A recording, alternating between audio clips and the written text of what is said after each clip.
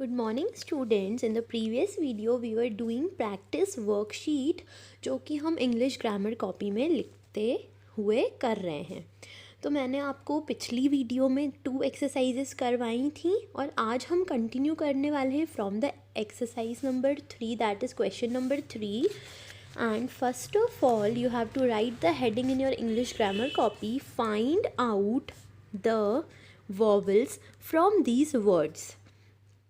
तो आपको ये हेडिंग डाल लेना है जैसे कि मैंने यहाँ पर लिखी, but remember you have to do all these things with pencil only. आपको सब कुछ पेंसिल से ही करना है।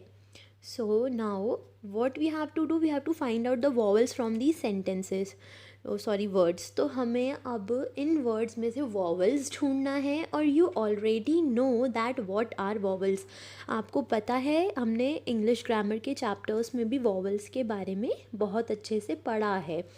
तो वॉवल्स क्या होते हैं, तो मैं यहाँ पर एक एग्जाम्पल टाइप यहाँ पे लिख देती हूँ।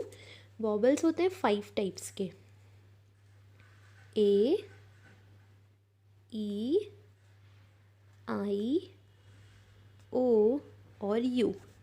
तो ये 5 वॉवल्स हमने यहाँ पे लिख लिए। और अब हमें क्या करना है, हमें जो ये 5 वर्ड्स दिए गए हैं हमें इनमें वॉवल्स ढूंढ के उन पे या तो सर्कल या अंडरलाइन कर देना है। तो हम अंडरलाइन करेंगे। तो जैसे हमारा यहाँ पे फर्स्ट सेंटेंस है बॉल, तो बॉल में जो ए है दैट इज़ वॉवल, तो हम यहाँ पे ए पे अंडरलाइन कर देंगे क्योंकि ये क्या है, वॉवल है। Then second word is fish, तो फिश में FISH, फिश में आई जो है वो है वॉवल, तो हम आई पे अंडरलाइन कर देंगे।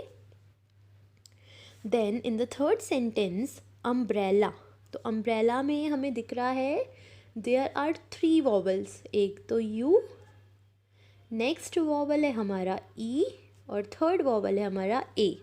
UEA हमारे वॉवल में आ जाता है, इसीलिए हमने उस पर अंडरलाइन कर दिया है। Now that next one is jug, तो JUG जग में हमें दिख रहा है कि वॉवल जो है वो है यू, तो हम यू पे अंडरलाइन कर देंगे।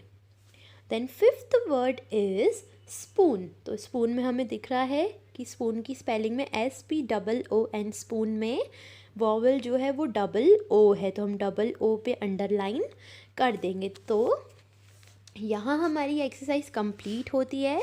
हमने क्या किया, it was very easy that only we have to underline the vowels from these words. तो ये एक्सरसाइजेज हमें समझने के लिए सबसे पहले हमें याद रखना है कि वॉवल्स क्या होते हैं।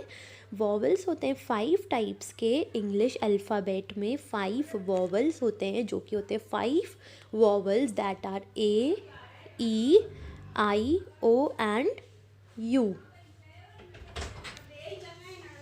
So now we are going to do one more exercise of practice worksheet, that is 4th exercise, find out the consonant from these words। तो हमने पिछली एक्सरसाइज में क्या किया, हमने जो हमें 5 गिवन वर्ड्स थे उसमें से हमने वॉवल्स को फाइंड आउट करके अंडरलाइन किया।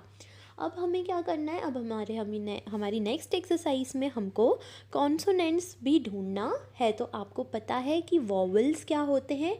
वॉवल्स इंग्लिश अल्फ़ाबेट में, जो इंग्लिश की अल्फ़ाबेट होती है ABCD दैट इज़, उसमें हमारे टोटल 26 लेटर्स होते हैं और उन 26 लेटर्स में से 5 लेटर्स तो हमारे वॉवल हैं।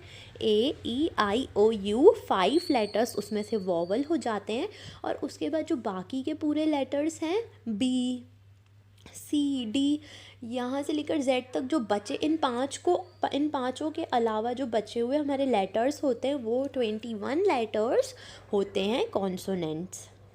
सो अब हमें क्या करना है, हमें एक्सरसाइज नंबर 4 में कॉन्सोनेंट्स को फाइंड आउट करना है। So we will do this exercise now. तो आपको आपकी कॉपी में हेडिंग डाल लेना है, find out the consonants from these words.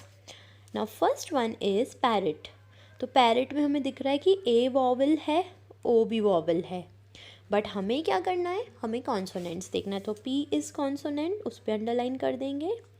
R and T, these are consonants। Then second one is watch, तो W, A is a vowel, हम consonants पे कर रहे हैं, T and C and H. Banana, B is consonant, N is consonant and again N is consonant. और ये तीनों जो A रह गए हैं वो वॉवल हैं. Then fourth one is flag. F is consonant, L is consonant and G is also consonant. Then fifth one is orange. तो orange में O is a vowel, R is consonant, N is consonant, G is consonant. So like that we have underlined on consonant words also. So here we have completed 2 exercises today of practice worksheet. You have to write this in English grammar copy as well as you have to remember each and everything we are doing in these worksheets. So now in the next video we will continue forward with our new activity.